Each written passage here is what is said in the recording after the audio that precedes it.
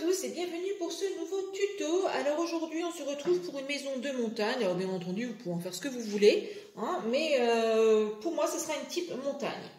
Alors ce qu'il vous faut, vous voyez, j'ai préparé un peu tout mon matériel. Il va vous falloir du carton, il va vous falloir du polystyrène et des pailles en carton. Alors ce côté de la maison, il fait 5 cm ici en largeur, 9 cm en hauteur pour les deux petits côtés. Et là, pour la pointe, j'ai choisi 7 cm de largeur et 15 cm de hauteur dans la pointe. Vous voyez, tout est déjà gravé, en effet, la tache bois. Ensuite, on a un côté ici, qui est au final carré, avant même d'avoir une pointe au-dessus.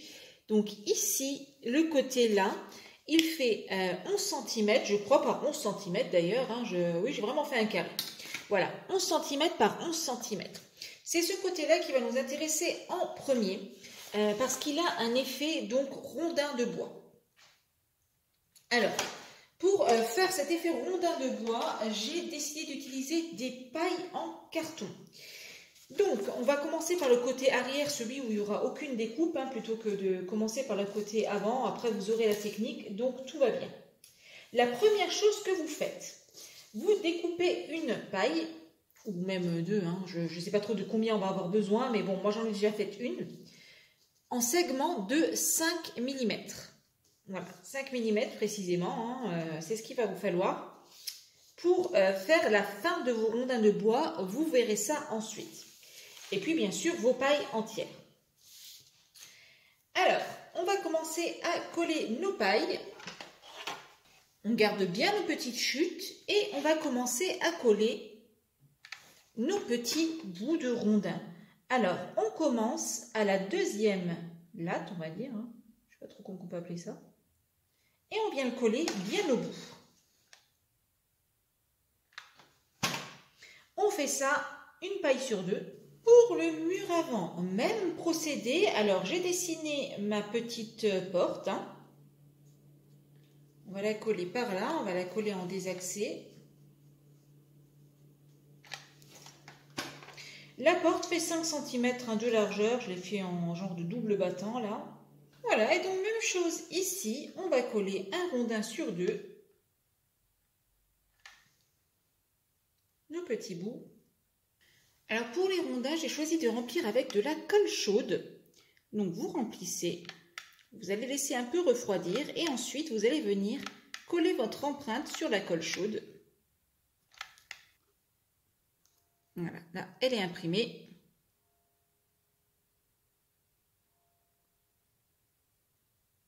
Niveau peinture, eh bien comme d'habitude, j'imperméabilise en noir l'arrière des murs en polystyrène. Et ensuite, je sous-couche ici en noir toutes les pailles. Je viens de réaliser deux des derniers bouts manquants, c'est-à-dire celui-ci, là, le support là du fond. Donc celui-ci fait 7 cm de largeur, jusqu'ici 11 cm, dans la pointe 20 cm.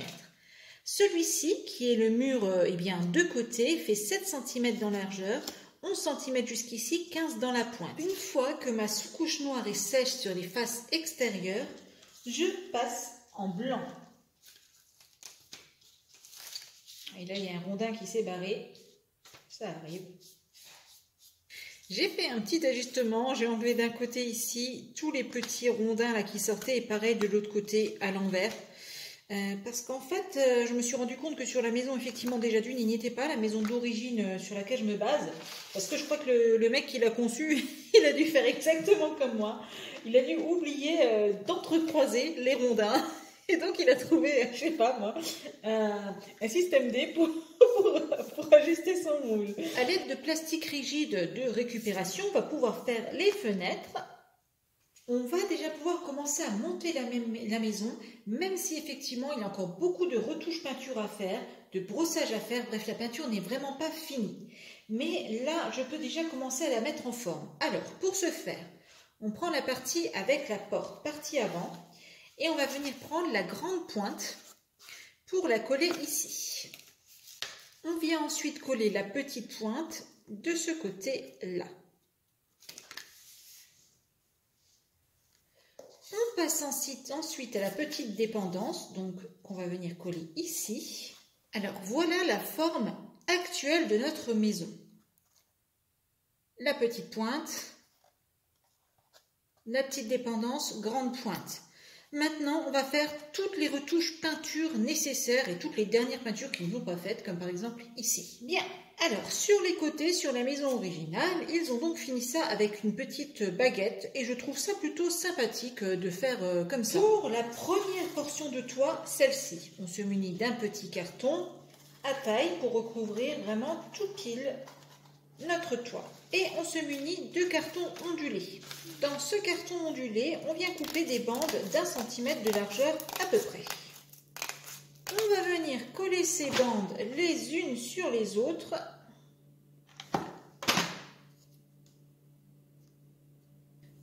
On retire à l'arrière ce petit bint là. Voilà.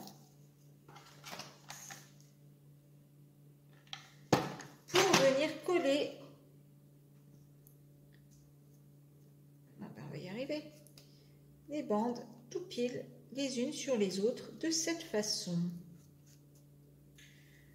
Voilà ce que vous allez obtenir et que vous pouvez coller directement sur votre maisonnette. Chose très importante que j'ai oubliée, n'oubliez pas ça chez vous, avant de monter la maison, il faut reporter cette pointe précisément.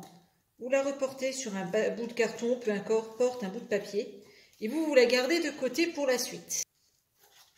Par ici, on peut venir coller un petit bout de carton. On reporte notre gabarit de pointe sur un polystyrène. Là, j'ai pris du 3 mm, vous pouvez prendre du 6 si vous voulez. Et à présent, pour bien entailler notre gabarit de pointe, on va venir prendre la mesure entre la pointe de ce toit et la pointe de celui-ci. Donc là, on est à 4 cm en incluant le bord de la règle. Je vais donc faire 4 cm en incluant le bord de la règle sur celui-ci. On va faire un petit marquage au milieu. Et ensuite, on va venir, tout simplement, entailler notre polystyrène. Avant de le coller, j'ai fait un rapide marquage latte de bois avec un petit coup de peinture déjà. Alors là, quand vous le collez, il faut bien faire attention à ce que le bord aille au moins aussi loin que la porte. On passe maintenant à la grande portion de toit du milieu, enfin la première portion. Vous faites votre petite base en carton. Vous prenez ensuite une planche de polystyrène 3 mm et vous allez venir y couper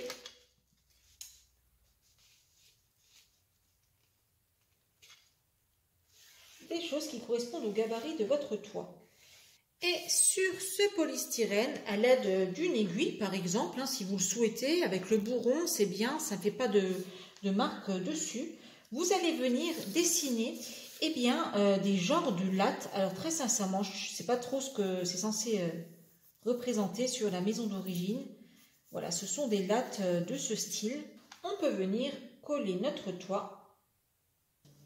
On vient ensuite faire le petit bout de toit qui descend encore plus sur notre porte pour faire un genre de petit auvent. Donc celui-ci commence à peu près à milieu du grand toit et vous voyez, il descend là, on va dire de 2-3 cm vraiment en direction de la porte. Ce petit bout de toit là est réalisé en tôle ondulée, donc pas compliqué, on prend son carton ondulé et on va venir le coller juste ici. Je vous montre à quoi ressemble cette petite lucarne avec sa première couche de peinture et je vais pouvoir venir la placer maintenant sur mon toit. Et je viens réaliser son petit toit à l'aide de carton ondulé. Sur du polystyrène 6 mm, je vais maintenant couper le socle avec les escaliers.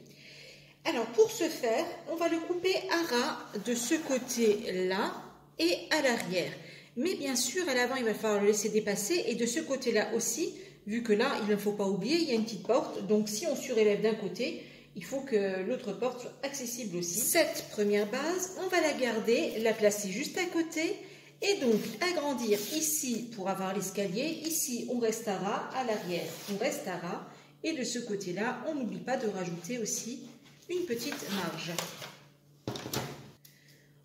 On va pouvoir venir un petit peu user là, les bords. Et pour ce faire, on donne un petit entaille au cutter. Et ensuite, eh bien, vous connaissez la méthode.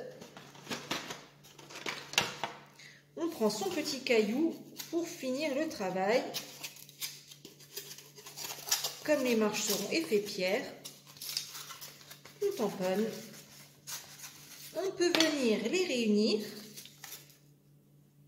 On va à présent faire une petite sous-couche légère de noir. Je vous montre comment je confectionne les futures petites couronnes de porte. Donc, je prends des petits joints, vous voyez, avec un bord assez large. Je viens mettre de la colle chaude.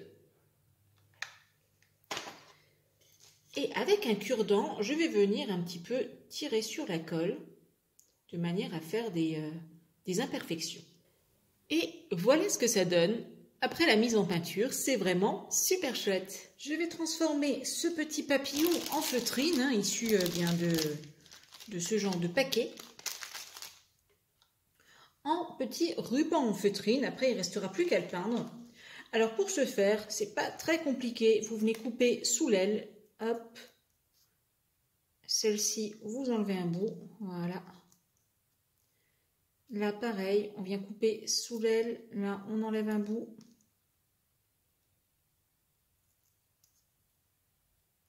Et ici, on vient enlever cette petite pointe. Voilà notre bar lounge et notre restaurant pizza pasta de montagne. Alors entièrement décoré avec des stickers 3D, des petites images comme celle-ci que j'ai imprimées par internet. Voilà, un peu de tout. Bien entendu, il est bien enneigé. Alors je vais essayer de vous montrer. Je vous prends la lumière avec. Le côté, voilà, ça c'est l'entrée du bar avec les horaires des happy hours sur le côté. Je vais encore mettre un petit sapin ici pour décorer. Et puis de l'autre côté, qui laissera jaillir pas mal de lumière, je n'ai rien fait de spécial, il y a vraiment juste les fenêtres, toutes simples, qui c'est vraiment pour laisser passer un peu de lumière parce que le bâtiment va être sombre, que ça ramène un peu d'éclairage sur l'extérieur. Voilà, donc vous avez vu, à l'avant, j'ai mis une petite guirlande LED aussi, le long des décors ici en bois. Donc là, ici, des décors en bois, là, vous prenez ce que vous avez, des bâtons, vous pouvez prendre des branches d'arbres, peu importe, pour soutenir votre toit. Et ensuite, eh bien, j'ai fait courir une guirlande, bien entendu décorée aux couleurs de l'Italie, sinon ça n'aurait pas été drôle. Eh bien, voilà, ce petit bar lounge pizza pasta est terminé. Je trouve plutôt sympathique pour notre coin montagne. Je vous donne rendez-vous très bientôt dans un prochain tuto. Et en attendant, comme toujours, bricolez bien.